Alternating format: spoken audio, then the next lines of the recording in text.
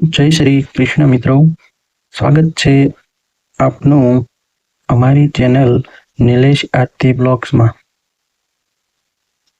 આજે આપણે વાત કરવા જઈ રહ્યા છીએ તુલસી માતા વિશે, જે ભક્તિ, શ્રદ્ધા, વિશ્વાસનું જીવંત પ્રતીક છે. મિત્રો, આજના સમયમાં લોકો પૈસા, સુખ, સંપત્તિ અને વૈભવ માટે દોડે છે, પરંતુ ઘરના આધ્યાત્મિક સંતુલનને ભૂલી જાય છે. ત્યારે તુલસી માતા એ ઘરનું પવિત્રતા, શાંતિ અને સમૃદ્ધિનું દ્વાર ખોલે છે. તુલસી માતાનું મહત્વ. તો મિત્રો, તુલસી માતા એક છોડ નથી, પરંતુ એ ભક્તિ અને આધ્યાત્મિકતાનું જીવંત પ્રતીક છે. પુરાણોમાં ઉલ્લેખ છે મિત્રો, પદ્મ પુરાણ, સ્કંદ પુરાણ જેવા ગ્રંથોમાં તુલસીનો અનેક ઉલ્લેખ થાય છે. તુલસીને વિષ્ણુ પ્રિય એટલે કે ભગવાન વિષ્ણુની પ્રિય કહેવામાં આવે છે, અને એ માટે જ ભગવાન વિષ્ણુ અને લક્ષ્મીજીના આલયમાં તુલસી વગર કોઈ પૂજા પૂર્ણ માનવામાં આવતી નથી. વૈજ્ઞાનિક રીતે પણ મહત્વપૂર્ણ. તુલસી હંમેશા શુદ્ધ અને આરોગ્ય આપે છે. તુલસી હવામાં ઓક્સિજન વધારે છે, ઘરના વાતાવરણને શુદ્ધ કરે છે, મનને શાંતિ આપે છે. આધ્યાત્મિક દ્રષ્ટિએ જે ઘરમાં તુલસી હોય ત્યાં પોઝિટિવ એનર્જી હંમેશા પ્રવાહી રહે છે. તુલસી માતાની છાયામાં પરિવારને સુખ, શાંતિ અને આધ્યાત્મિક શક્તિ પ્રાપ્ત થાય છે. તુલસીની માંજરી પવિત્રતા. મિત્રો, તુલસીના પાન જેટલા પવિત્ર છે એટલી જ પવિત્ર છે એની માંજરી, એટલે કે તુલસીના ફૂલ. શાસ્ત્રોમાં ઉલ્લેખ કરવામાં આવ્યો છે. શાસ્ત્રોમાં મંજરીને સમૃદ્ધિદાયી એટલે કે સુખ સમૃદ્ધિ આપનારી કહેવામાં આવી છે. ભગવાન વિષ્ણુ અને માતા લક્ષ્મીજી બંનેને તુલસીની માંજરી અત્યંત પ્રિય છે. પુરાણ કથા. સમુદ્ર મંથન વખતે અનેક રત્નો પ્રગટ થયા હતા. એ જ સમયે તુલસી દેવીનો જન્મ થયો હતો. એટલા માટે તુલસી અને એની મંજરીને પવિત્રતા અને સુખ સમૃદ્ધિનું પ્રતીક માનવામાં આવે છે. આધ્યાત્મિક અર્થ. તુલસીની મંજરી માત્ર ફૂલ નથી, એ ભક્તિનો પરમ આનંદ છે, જે ઘરમાં સુખ, શાંતિ, સમૃદ્ધિ અને દિવ્ય શક્તિ લાવે છે. ધન દોલત માટેના ચમત્કારી ઉપાયો. મિત્રો, તુલસીની માંજરી માત્ર એક ફૂલ નથી, એ ઘરમાં સમૃદ્ધિ લાવતી ચાવી છે. શાસ્ત્રોમાં પણ લખ્યું છે કે જ્યાં તુલસીના ઉપાય થાય છે ત્યાં ક્યારેય દરિદ્રતા ટકતું નથી. ચાલો હવે એક પછી એક ચમત્કારી ઉપાયો જાણીએ. ઉપાય નંબર 1. શિવલિંગ પર અર્પણ. દર સોમવારે તુલસીની મંજરી લઈને શિવલિંગ પર ચડાવો. આ ઉપાયથી ધન સંબંધિત અવરોધો દૂર થાય છે અને જીવનમાં સ્થિરતા આવે છે. ઉપાય 2. લક્ષ્મીજીની આરતી કરતી વખતે મંજરી ચડાવો અને મંત્ર બોલો. ઓમ શ્રીમ હ્રીમ શ્રીમ મહાલક્ષ્મી નમઃ. આથી માતા લક્ષ્મીજીની કૃપા ઝડપથી પ્રાપ્ત થાય છે અને ઘરમાં સંપત્તિનો પ્રવાહ ચાલુ થાય છે. ઉપાય નંબર 3.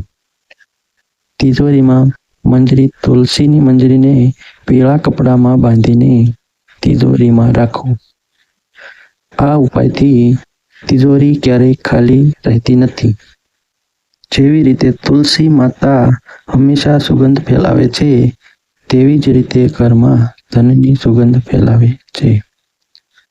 ઉપાય નંબર 4. પૂનમનો હવન.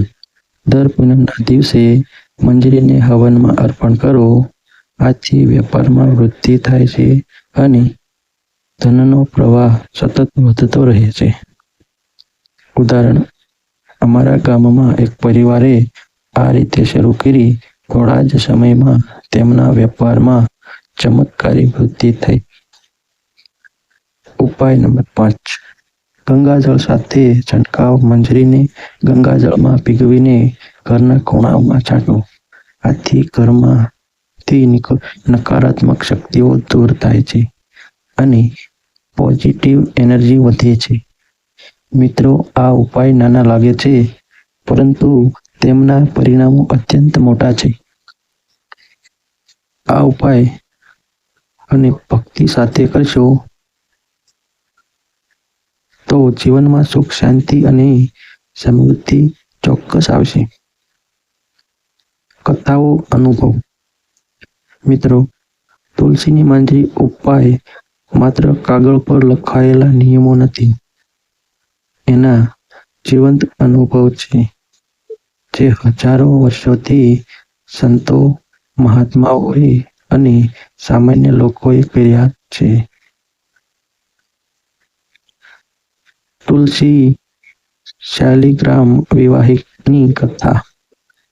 પુરાણમાં આવે છે કે તુલસી માતા અને શાલિગ્રામ ભગવાનનો દિવ્ય વિવાહ થાય છે. આ વિવાહ દર્શાવે છે તુલસી વિના વિષ્ણુની ઉપાસના અધૂરી છે. જે ઘરમાં તુલસી શાલિગ્રામની પૂજા થાય છે, ત્યાં ક્યારેય દરિદ્રતા ટકતો નથી. એક વૃદ્ધાનું અનુભવ.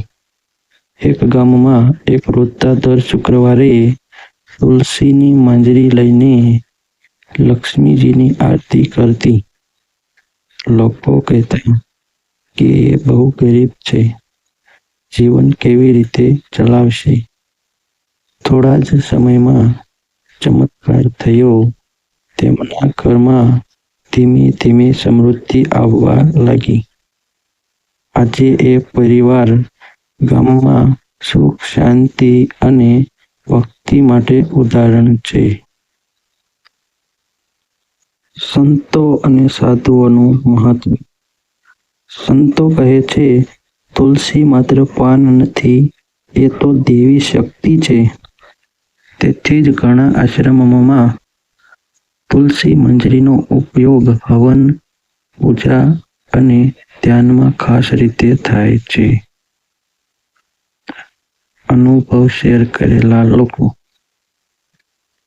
ઘણા ભક્તો કહે છે, જે દિલથી અમે મંજરીના ઉપાય શરૂ કર્યા, ઘરમાં કલ શાંતિ થયો, વેપારમાં વૃદ્ધિ થઈ અને ઘરમાં સદા પોઝિટિવ એનર્જી રહી. શું ન કરવું? મિત્રો, જેમ તુલસી માતા આપણને જીવનમાં સુખ, સમૃદ્ધિ આપે છે, તેમ એને લગતા કેટલા નિયમ પણ છે. આ નિયમોનું પાલન કરશો તો તુલસીની કૃપા સતત મળશે. રવિવારે તુલસી ન તોડવી. શાસ્ત્રોમાં સ્પષ્ટ લખ્યું છે કે રવિવારનો દિવસ તુલસી તોડવા માટે મનાઈનો છે. આ દિવસે તુલસી તોડવાથી પુણ્ય ઓછું થાય છે અને ભક્તિમાં અવરોધ આવે છે. સાંજે પાન કે મંજરી ના તોડવી. સાંજનો સમય તુલસી માતાનો આરાધનાનો સમય માનવામાં આવે છે. એ સમયે તુલસી તોડવાથી ઘરમાં નકારાત્મકતા આવી શકે છે. અશુદ્ધ સ્થિતિમાં સ્પષ્ટ ન કરવું. શૌચ સ્નાન પહેલા કે અશુદ્ધ હાલતમાં તુલસીનો સ્પર્શ ન કરવો જોઈએ, કારણ કે તુલસી દેવી માતા સમાન માનવામાં આવે છે અને માતાએ અશુદ્ધ હાલતમાં સ્પષ્ટ કરવું અશુભ ગણાય છે. પ્રમાણ કરીને જ મંજરી તોડવી. હંમેશા તુલસીના પાન કે મંજરી તોડતા પહેલા હાથ જોડીને તુલસી માતાને પ્રણામ કરો અને નિમ્રતાથી આશીર્વાદ માગો. માતા, તમારું આ પાન મંજરી હું ભગવાનને અર્પણ કરવા લઈ રહ્યો છું. મિત્રો, આ નાના નિયમોનું પાલન કરવાથી તુલસીના ઉપાય સફળ અને ચમત્કારી બને છે. નિષ્કર્ષ: તુલસી એટલે શ્રદ્ધા. મિત્રો, તુલસી માત્ર એક છોડ નથી, એ શ્રદ્ધા, ભક્તિ, વિશ્વાસનું જીવંત પ્રતીક છે. જે ઘરમાં તુલસી વચ્ચે છે, એ ઘરમાં ભગવાન વિષ્ણુ અને માતા લક્ષ્મીનું આશીર્વાદ ભર્યું મંદિર બની જાય છે. તુલસીની મંજરીના નાના ઉપાય પણ જીવનમાં મોટા પરિવર્તન લાવી શકે છે. ક્યારેક અટવાયેલા કાર્યો સફળ બને છે, ક્યારેક કલહ શાંતિ થઈ જાય છે, તો ક્યારેક ધનની આવક વધે છે. મિત્રો, હંમેશા યાદ રાખો, શ્રદ્ધા રાખો, વિશ્વાસ રાખો. તુલસી માતા દેવી શક્તિ છે. જેવી રીતે તુલસીની સુગંધ સમગ્ર વાતાવરણને પવિત્ર બનાવે છે, એવી જ રીતે અને ભક્તિ આપણા જીવનને પવિત્ર બનાવી શકે છે. મિત્રો, આ વિડીયોમાં જો તમને તુલસી માતાના આ ચમત્કારીઓ અને કથાઓ ગમી હોય તો લાઈક કરો, શેર કરો, કોમેન્ટ કરો. જય તુલસી માતા અને સબસ્ક્રાઇબ કરો નિલેશ આરતી બ્લોગ્સ.